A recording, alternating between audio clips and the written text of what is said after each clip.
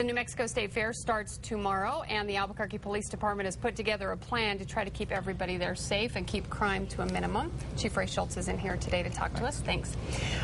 Tell us what the main emphasis are going to be this year. Well, the emphasis is always safety. We want to make sure that everybody can get into the fair very easily and quickly, and then once they're there, enjoy themselves. Now, the fair itself is that's controlled by the New Mexico State Police and New Mexico Mounted Patrol. We've been working with them for over 6 months. The operational plan actually starts 6 months before the fair even ever starts.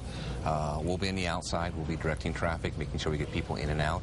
When you go to the fairgrounds, rule is you always going to enter in a right-hand turn, so try to approach in a way in which you'll be turning right. We'll have extra officers in the fairgrounds assisting state police, extra officers on the outside. And this year specifically, we're working very closely with all the hotels and motels. Talk about that. You said crime actually increases across the area when the state fair is in town. Unfortunately, it does. Anytime you have tens of thousands of visitors come to Albuquerque, there are certain people out there who want to take advantage of those visitors, and we see increases in areas of crime very often in the area of auto burglaries occurring because people leave things in their car. So when you go to the fair, we want you to park in the official parking lots. If you park on the fairgrounds, that's the safest place because those lots are patrolled. But don't park in neighborhoods, don't park on side streets, don't leave valuables out where they're visible. And the same thing when you're at a hotel or motel. This year we're working very closely with all the property managers. We'll be having extra patrols, watching those hotels and motels, and we'll actually have our license plate reader out looking for vehicles that may be stolen as well. But you caught quite a few last year with that, right? We did. We patrol all the streets that surround the fairgrounds and also drive through those parking lots.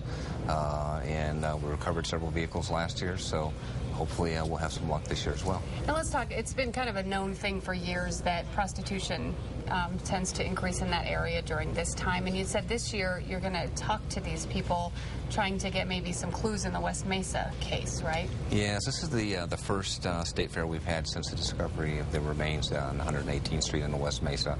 And we know that there's always a number of women that kind of work, it's called the circuit, and only come to Albuquerque during the time of the state fair. So we will have extra detectives out there talking to these women to see if they might have any information that might help us solve this case. Maybe they knew some of the victims personally. Maybe they have some information about some strange person who's been out during the time from 2000 and 2005. Maybe they can provide us with that little bit of information that will help us solve this case. Okay, and then very quickly, just state fair generally, what do people need to do mostly to make your job easier and their lives easier? Well, again, not keep valuables where they're visible in your cars, park where you're supposed to. But more importantly, if you have kids with you, it's real easy to get separated at the fairgrounds. Take advantage of the Tag-Your-Tots program that's sponsored there by the State Police and Albuquerque Ambulance, and have a meeting place. If you get separated, that you're going to meet at a certain location at a certain time. That way everybody can get back together and continue to enjoy the fair. Okay, thanks, Chief. We appreciate it.